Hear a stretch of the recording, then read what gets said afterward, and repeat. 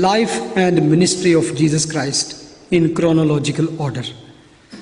तो जैसे कि हमने उन 12 शागिर्दों का 12 डिसाइपल्स के बारे में हमने शुरू किया, तो जैसे कि हमने जाना कि बाइबल में 4 लिस्ट हैं 12 डिसाइपल्स की, और उनमें अगर उनको 3 ग्रुप में देखें तो पहले में हमने देखा कि पहले में Peter, Andrew, James and John, और सेकंड ग्रुप में अब जब हम आते हैं तो उसमें अगर टॉप में है तो वो किसका नाम है? फिलिप्स। इसके बाद आज मैं आपके सामने शेयर करना चाहता हूं सेकंड ग्रुप में से थॉमस के तोमा। जब ये इंजील में तोमा का जिक्र आता है, इस तोमा का दिल जो है वो हद तक वो लिखा है कि शक्की था। कलाम मुकद्दस में इसका सिर्फ जॉन 14 उसके करैक्टर की पता चलती है। ये बाला खाने में वाक़या हुआ जब लास्ट सफर के पर, जब खुदा यीशु मसीह अपने शागिर्दों को कह रहे हैं हम गोइंग, मैं जाऊंगा तुम्हारी जगह तैयार करूंगा। अब यहां पे उनको खात्मा नजर आ रहा है कि यीशु अब चला जाएगा तो हमारा क्या होगा। वर्स 5 में लिखा है, तोमा ने उससे कहा है खुदावंद हम नहीं जानते कि तू कहां जाता है, फिर राह किस तरह जाने। यीशु ने कहा मैं बाप के पास जाता हूं, तुम्हारे जगह तेरा फिर आके जहां मैं जाता हूं तुम उसकी राह जा। उसने कहा हमें नहीं पता तू किधर जा रहा है, अभी हमें बता। और अगर ये सवाल ना पूछता तो एक वंडरफुल स्टेटमेंट हमें ना मिलती। यीशु ने कहा वर्स 6 में, राह और हक और जिंदगी मैं हूं। I am the way, the truth and the life. Oh wonderful state. ये मैं समझता हूं कि तोमा के लिए मैं शुक्रगुजार हूं कि उसने ये क्वेश्चन किया, ताकि खुदा यीशु मसीह ये कह सके कोई मेरे वसीले के बगैर बाप के पास नहीं आता। अगर तुमने मुझे जाना होता तो मेरे बाप को भी जानते, अब उसे जानते हो और देख भी लिया। Amazing, can't fathom it. खुदा यीशु मसीह उनको समझाने की कोशिश कर रहे थे कि ये खात्मा नहीं है, this is not the end, this is actually the beginning. When I go and send the Holy Spirit, and then I will come back and take you with me. और मैं समझता हूं कि इस बात ने और ज्यादा उसको परेशान कर दिया जब उसने कहा कि मैं जाता हूं। अब वो समझ रहा था कि यीशु का जो मिशन है उसको एंड हो रहा है। खुदावंद यीशु मसीह आसमान पे चले जाएंगे तो जमीनी बादशाही कैसे कायम होगी। यहां तक अभी तक खुदावंद का फुल मिशन जो थे ये रसूल ना समझ सके। उनको यही था कि मसाया आएगा, जमीनी बादशाहत कायम करेगा, हम 12 तख्त पर बैठेंगे, वेल गुड, अच्छे दिन आ जाएंगे। ये उलझन थी जिसके, लेकिन उसके अंदर खुलूस था, वो सच्चाई से जानना चाहता था कि कैसे होगा। हम तो मसाया का वेट कर रहे हैं कि वो आएगा, ऑपरेशन से चलाएगा और हुकूमत करेगा। और मैं समझता हूं कि खुदावंद असल में सिखाना चाहते हैं कि ईमानदार को सिर्फ ईमान पर ही नहीं बल्कि यीशु को भी जानना जरूरी है और ईमान पर चलना। एक और बात हम देखते हैं आगे। जॉन यहूदिया से यरदन के पार का एक इलाका है जहां पर खुदावंद थे। जो मजहबी लीडर थे वो उससे सख्त अदावत रखते थे यहूदी। उन्होंने कई दफ़ा उसको मारने और संसार करने की भी कोशिश की। तो यीशु ने सोचा कि इस से थोड़ी देर के लिए इस इलाके से हटकर वो जो पैरिया के मुकाबले वो एक इलाके में आया जो, और अचानक उसको खबर मिलती है कि उसका जो दोस्त था, अजीज दोस्त, वो सख्त बीमार है। और बड़ा अजीब लगता है कि यीशु फौरन जाने की बजाय लिखा कि 2 दिन वहां पर और ठहर गया। जब खुदावंद ने कहा चलो वापस चलें, अब शागिर्द जो थे वो डर गए। तो उन्होंने कहा रबी तुम्हें याद नहीं कि अभी तो वो तुम्हें मारना चाहते थे, तो फिर जाना चाहना, सानू ही फंसाएगा ना, कह दिया। उन्होंने समझा कि सो गया तो उठ जाएगा, केड़ी एडी मुसीबत आ गई। खुदा यीशु मसीह कहते हैं कि मैं खुश हूं तुम्हारी वजह से, और वो बीमार है, मरने वाला है, और खुदावन कह रहे हैं मैं खुश हूं तुम्हारी। Actually Jesus wanted to teach them and show something. तो खुदावन ने कहा तुम समझे नहीं, तो फिर लिखा साफ साफ खुदावन ने कहा असल में वो मर गया है और मेरे लिए तो वह सोया है, क्योंकि मैंने कहना तो उसने उठ जाना है। और उनके ईमान को फायदा पहुंचाने के लिए खुदावन कहते हैं कि मैं ठहरा रहा ताकि इस बीमारी से खुदा का जलाल जाहिर हो। अब जब खुदावन यीशु मसीह ने वादा कह दिया कि मैंने जाना है, तो मैं समझता हूँ सारे शागिर्द थोड़ी देर के लिए तो चुप कर गए होंगे कि करिए भी उधर, तो उनको तो मौत नजर आ रही थी कि खुदकशी है उधर करना, तो जाना। आखिरकार तोमा बेचारा, मैं समझता हूँ वो बड़ा साल लैके उठा, चलो चलिए नाल असी मरना हम जाना। लेकिन एक बात मुझे बड़ी अच्छी लगती है कि उसने कहा let's go with him and die. He was ready to die with Christ. इस सुर्दगी में एक हम सिर्फ तारीख पहलू ना देखें, बल्कि देखें कि वो अपनी जान निछावर करने पे राजी था। लेकिन उसको ये ख्याल भी नहीं था कि यीशु लाजर को मुर्दों में से जिंदा कर सकता है। उसके सामने अपनी मौत नाच रही थी। मैं समझता हूं कि ऐसी मायूसी हमें बाइबल में कई दफा नजर आती है। किसी और के जहन, आपके जहन में किसी ने ऐसी मायूसी का इजहार किया? अगर हम देखें तो किंग्स में जाके देखें तो एलिया इवन जब मायूसी और नामीदी में फंसा था तो वो कह उठता है बस अब तो है खुदावंद मेरी जान को ले ले। दाऊद भी एक दफा ऐसे ही कहता है, साम 42 में कहता है ऐ मेरी जान तू क्यों गिरी जाती है। ऐसा लम्हा आता है इंसान पे कि वो घबरा जाता है, नाउमीद हो जाता है, तो कहता है खुदावंद मैनू मार ही देते चंगी। एक और वाक्या, तीसरा वाक्या चैप्टर 20 में हम देखते हैं वर्स 24 से। इसका जिक्र क़यामतुल मसीह से है। और बाले खाना पर वो जमा थे, और जिस वक्त खुदावंद यीशु मसीह उन शागिर्दों पर हाजिर होते हैं वो वहां पर नहीं था। क्यों हाजिर नहीं था, इसके बारे में बहुत से ख्यालात पेश किए जा सकते हैं। सलीब और मसीह की कब्र के बायस तोमा जो था और उसकी अफसुर्दगी इंतहा को पहुंची है।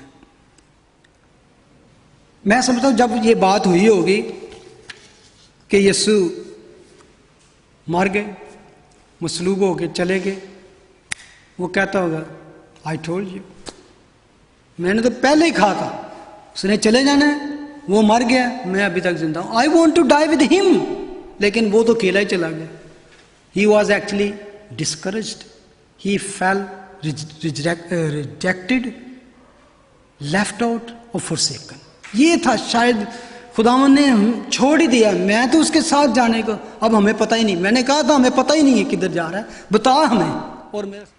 और मैं समझता हूं कि वो इतना गमज़दा था कि वो वादियों में पहाड़ों में वो घूमता होगा, गम करता होगा कि he was not with those 10 और he lost too much। लेकिन एक चीज मैंने जानी कि जब हम बिलीवर्स के साथ नहीं होते ना तो बड़ा कुछ हम खोते हैं। क्या उसने खोया? इसके बाद उस मीटिंग को छोड़ दिया, उस ग्रुप को छोड़ के तो कहीं निकल गया, और उस वक़्त को जहां पे खुदावंद वहां पे हाजिर हुए उसकी हजूरी को मिस किया। तोमा खुदा के कलाम की तालीम से भी महरूम रहा। और जितने इस वक्त वहां पे मौजूद थे उनके बारे में लिखा है कि खुदावन ने उनका जहन खोला और इनको मूसा की तुरैत और नबियों की किताबों और पुराने अहदनामा में वो तमाम जो नबूवतें उसके बारे में थी वो सारी उनको समझाई, और उसके दुख उठाने और जी उठने के बारे में जो सारा कुछ था वो सारा कुछ उनको बताया। बेशक जब जिस तरह के अमाउस की राह पे जब उनको सारी बातें बताएंगी तो उनके लिखा दिल जोश से भर गए, तो इसी तरह जो शागिर्द थे उनके दिल भी खुशी से भर गए, और वो इस खुशी से और इस तालीम से इन बातों से वो महरूम रहा। ही मिस आउट दैट। मैं भी बिलीव करता हूँ कलीसिया परफेक्ट लोगों पर नहीं है, लेकिन ईमानदार खुदा के पसंदीदा कीमती पत्थर हैं जिनके साथ मिलकर कलीसिया बनती है। उन्होंने ईमानदारों की रफाकत से महरूम रहा और उसको ज़रूरत थी कि जिस तरह खुदावंद ने उनकी पॉलिश की, उनको बताया, वो ताकि वो तरक्की करें, और उस रफाकत में वो महरूम रहा। तोमा उस खुशी और इत्मीनान से महरूम रहा जो खुदावंद ने उन गमगीन और उदास शागिर्दों को दी। जब वो इधर उधर की खबरों से मायूस थे, तो गम से भरे थे दिल, तो खुदावंद उनके बीच में आ खड़ा हुआ। और जब लिखा है कि शागिर्दों ने जिंदा खुदावंद को देखा तो उनकी खुशी की इंतहा न रही। फिर यीशु ने उनको बरकत दी, तुम्हारी सलामती हो। इन दोनों बातों से वो महरूम रहा। और मैं समझता हूँ कभी कभी हमारे साथ होता है कि हम दुखी होते हैं, टायर्ड होते हैं या परेशान, तो हम चर्च नहीं जाते, घर ही बह जाने ते we miss lot of thing. क्योंकि अगर आप अफसुर्दा हो, दुखी हो, तो when you come in the presence of God and the assembly of believers, आपका वो जो रिश्ता है, वो गम है, वो दूर होता है, वर्शिप होती है, कलाम होता है। जब उसको ये खबरें मिलने लगी, दो औरतों ने आगे बताया, अमाउस की राह से जो मिले थे उन्होंने आके बताया होगा कि यीशु को देखा है, वो जिंदा हो गया है, तो वो समझता होगा कि मैं नहीं यकीन करता है।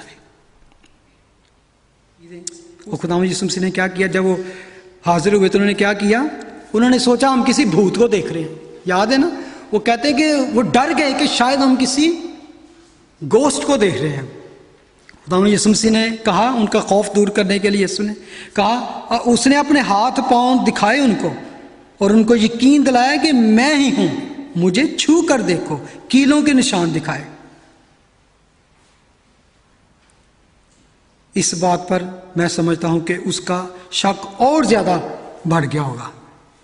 इसीलिए उसने कहा कि जब तक मैं उसके हाथों में मेखों के सुराख ना देख लूं और मेखों के सुराखों में अपनी उंगली ना डाल लूं और अपना हाथ उसकी पसली में ना डाल लूं, हरगिज यकीन ना करूंगा। जॉन 20:25।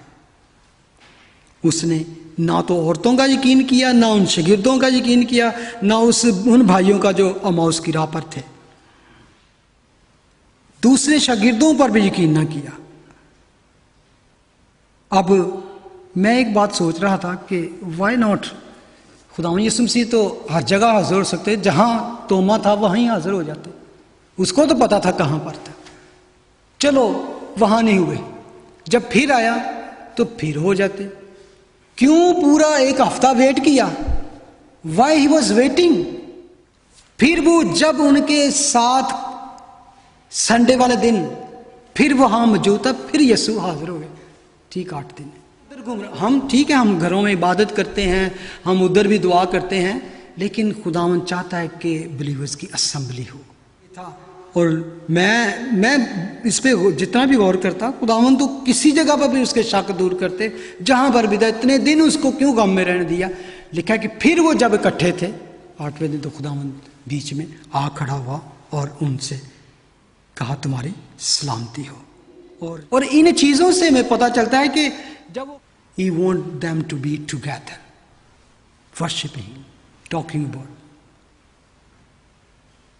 और ये था एक ऐसा मोमेंट जब खुदावंद ने जब आए होंगे तो सबसे पहले वो तोमा को ढूंढ रहे होंगे। हाँ भाई, उसकी निगाह ने तोमा को तलाश किया। लिखा है कि अब उसको कहा, अपनी उंगली पास लाकर मेरे हाथों को देख और अपना हाथ पास लाकर मेरी पसली में डाल और बेइत्काद ना हो बल्कि इत्काद रख।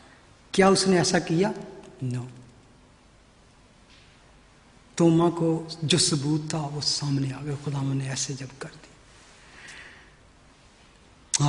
वो हाथ जो उसने देखे थे कि कितने लोगों पर वो हाथ रखे गए, कितने लोगों को शिफा दी, कितने लोगों को उसने ठीक किया, आज उन हाथों में उसने सुराखों को देखा। अब उसको जरूरत ना रही। और उसके बारे में लिखा है, और मैं समझता हूं ग्रैंडियो स्टेटमेंट एक जूश के मुंह से, एक इसराइली के मुंह से, जो वर्स 28 में लिखी है, ऐ मेरे खुदावन, ऐ मेरे खुदा, घुटनों के बल गिर के उसने कहा।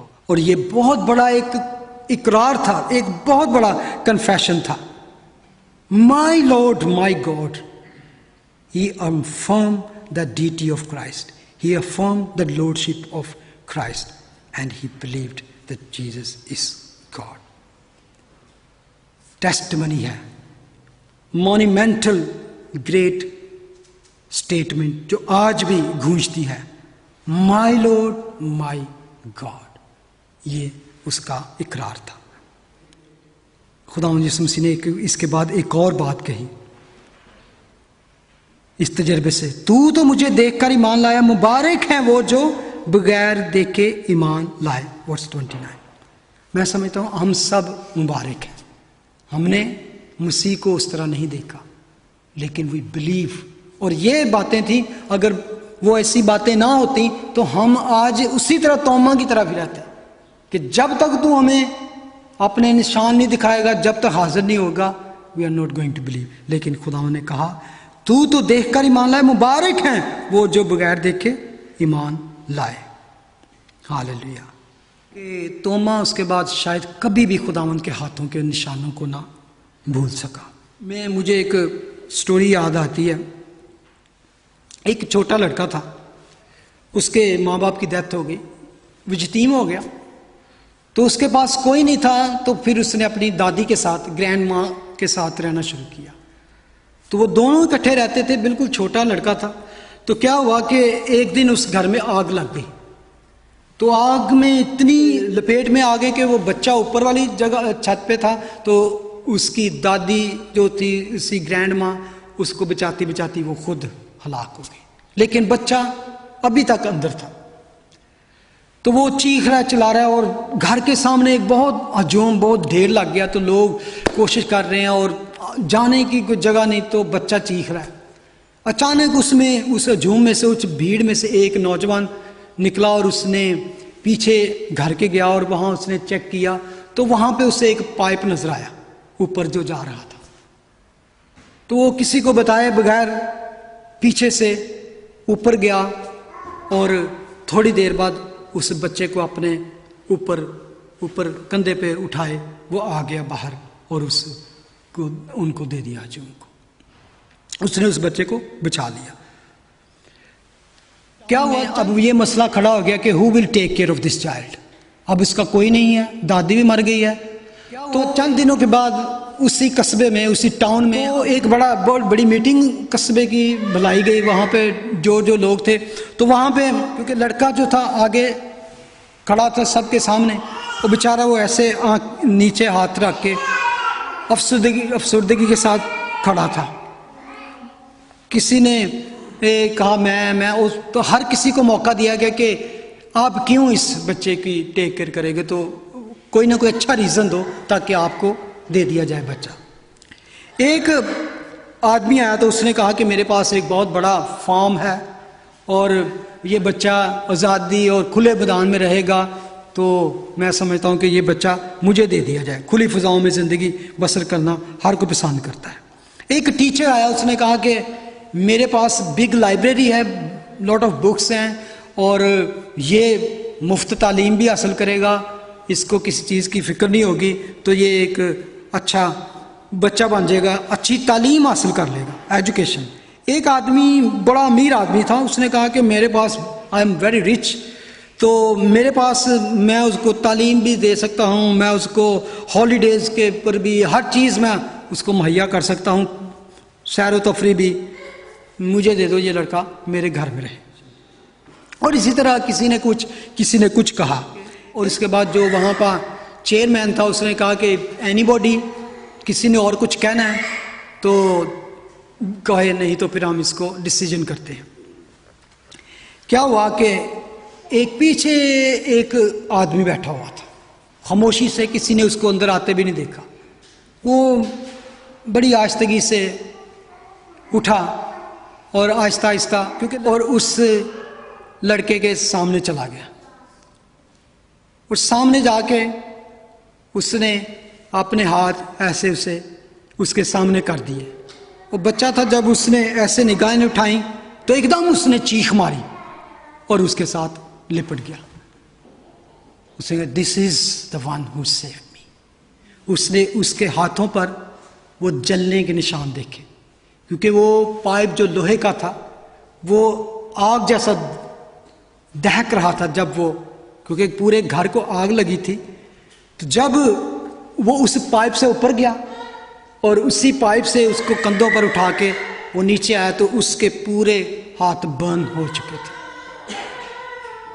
और जब उसने उन हाथों को दिखाया तो उसे किसी चीज की जरूरत न हुई। उसने कहा ये ही हाथ है जो मुझे चाहिए, जिन्होंने मेरी जिंदगी बचाई।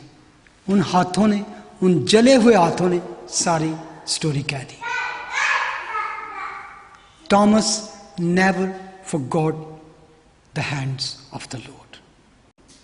उसके बाद वो कभी भी, मैं समझता हूं कि इस चीज को ना भूला होगा उसके, क्योंकि उसने एक तो डिजायर कर ली थी कि I want to see hands of my master, उसमें उंगलियां डालूंगा ये, तो मैं समझता हूं उसकी आंखों के सामने कभी भी वो नहीं जाते होंगे। और बेशक वो शक्की था, नाराज था, लेकिन कि मैं उसको यही कहूँगा, ही was actually true Sikar. Curiosity थी उसके बारे में।